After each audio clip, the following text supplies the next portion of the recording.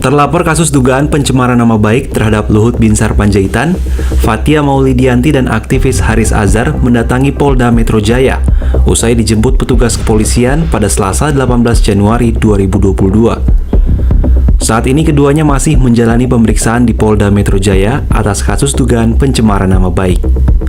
Haris Azhar dan Fathia Maulidianti dilaporkan oleh Menko Maritim dan Investasi atas dugaan pencemaran nama baik. Keduanya dilaporkan atas dugaan tindak pidana menyebarkan fitnah dan informasi palsu atau hoax pada video yang diunggah Haris Azhar ke YouTube terkait keterlibatan Luhut dalam perusahaan tambang di Papua.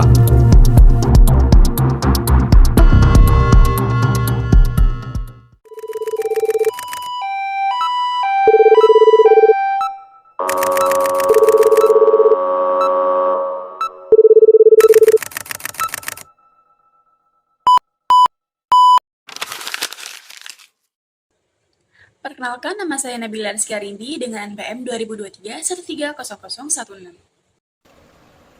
Perkenalkan, nama saya Ulfi Alfariski dengan NPM 2023-130032. Perkenalkan, saya Yolanda Putri Gading dengan NPM 2023-130038. Baik, saya mulai dari latar belakang. Pancasila adalah dasar negara sekaligus sumber hukum di Indonesia. Namun dalam kenyataannya masih ada peraturan-peraturan yang menyimpang dari nilai-nilai Pancasila. Misalnya diskriminasi, ketidakadilan, dan kebebasan berpendapat. Sebagai mahasiswa kita perlu bersikap kritis terhadap hal-hal tersebut. Contoh nyatanya kita bisa melihat pada pasal karet dalam UU ITE yang sering dipakai untuk membungkam kritik masyarakat. Baik, slide selanjutnya yaitu adalah rumusan masalah. Dari latar belakang itu, kelompok kami merumuskan beberapa masalah. Yang pertama, bagaimana pentingnya keselarasan peraturan dengan nilai-nilai Pancasila. Yang kedua, langkah apa saja yang dapat dilakukan ketika ada peraturan yang menyimpang. Dan yang ketiga, bagaimana peran mahasiswa dalam menyikapi kondisi tersebut. Selanjutnya ada tujuan pembahasan. Yang pertama, untuk memahami Pancasila sebagai dasar hukum negara. Yang kedua, agar kita bisa menyikapi hukum yang tidak adil dengan cara konstitusional. Dan yang ketiga, memperkuat peran mahasiswa sebagai agen perubahan yang berani menyuarakan kebenaran dan mendorong adanya hukum. Dalam kerangka teoritis, kami menggunakan 3 teori utama dari penelitian terdahulu. Yang pertama yaitu ada internalisasi nilai Pancasila. Nah, dalam konteks ini, nilai-nilai Pancasila itu harus dihayati dan juga diterapkan ke dalam produk hukum kita. Dan hal ini didukung oleh penelitian terdahulu. Menurut Santika tahun 2023, produk hukum tanpa nilai Pancasila itu cenderung menimbulkan pelanggaran keadilan dan juga hak asasi manusia. Yang kedua yaitu mahasiswa sebagai agen perubahan. Menurut Karnaidi dan Najicca tahun 2023, pendidikan Pancasila bisa membentuk sikap kritis terhadap hukum yang tidak adil. Maka dari itu, mahasiswa yang punya akses terhadap pendidikan dan juga memiliki daya kritis, memiliki peran untuk mengawasi, mengkritisi, dan juga memberi masukan terhadap kebijakan-kebijakan yang dibuat oleh pemerintah. Teori yang terakhir yaitu judicial review. Jadi simpelnya, judicial review ini semacam rem untuk mencegah adanya aturan atau kebijakan dari pemerintah yang bertentangan dengan nilai Pancasila. Nah, kita sebagai masyarakat itu bisa ikut mengawasi proses hukum agar hukum itu tetap adil. Nah, menurut Putra tahun 2023, judicial review ini berperan penting dalam membangun demokrasi konstitusional.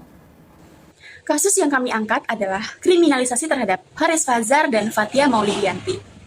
Kronologinya, mereka membuat podcast yang membahas hasil riset terkait dugaan keterlibatan pejabat publik dengan bisnis tambang yang ada di Papua. Podcast ini merupakan bentuk penyimpangan berpendapat dan kritik berdasarkan data riset. Namun keduanya kemudian dipolisikan dan dijerat dengan pasal 27 ayat 3 UU ITE tentang pencemaran nama baik.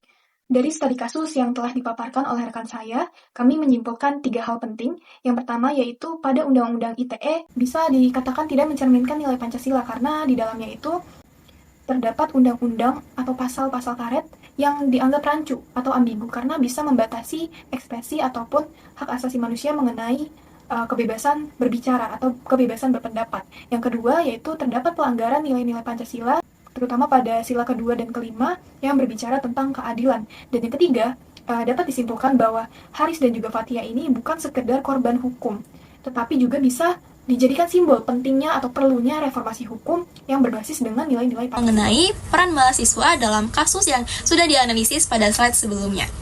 Pertama, mahasiswa memiliki peran penting dalam membantu mengevaluasi pasal-pasal multitafsir dalam undang-undang, sehingga dapat menghindari terjadi kesalahpahaman dan potensi penyalahgunaan hukum. Kedua, mahasiswa juga berpartisipasi aktif dalam diskusi publik serta advokasi hukum, di mana peran ini juga memungkinkan mahasiswa untuk menyampaikan aspirasi sekaligus memberikan solusi yang alternatif. Ketiga, mahasiswa berperan dalam meningkatkan kesadaran politik masyarakat, salah satunya adalah dengan menggunakan sosial media dan forum kampus. Dengan demikian, mahasiswa bukan hanya sebagai agen perubahan, tetapi juga sebagai kontrol sosial yang kritis dan konstruktif. Next slide, langkah strategis yang dapat dilakukan. Pertama, mahasiswa harus kritis terhadap isi peraturan, bukan hanya sekedar patuh tanpa memahami substansinya. Kedua, apabila terdapat undang-undang yang bertentangan dengan konstitusi, mahasiswa dapat mendorong adanya judicial review. Ketiga, mahasiswa juga perlu menciptakan kesadaran hukum di lingkungan sekitar agar masyarakat memahami hak dan kewajibannya.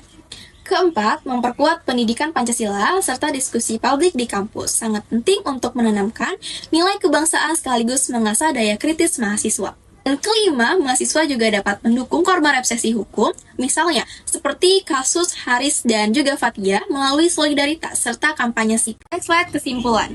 Pancasila bukan hanya dasar formal, tapi juga landasan nilai dan juga moral hukum. Masih ada peraturan yang bertentangan dengan Pancasila dan bisa berdampak buruk seperti pembungkaman ekspresi. Mahasiswa punya tanggung jawab kritis untuk menjaga nilai Pancasila tetap hidup dalam praktik hukum dan juga kebijakan negara.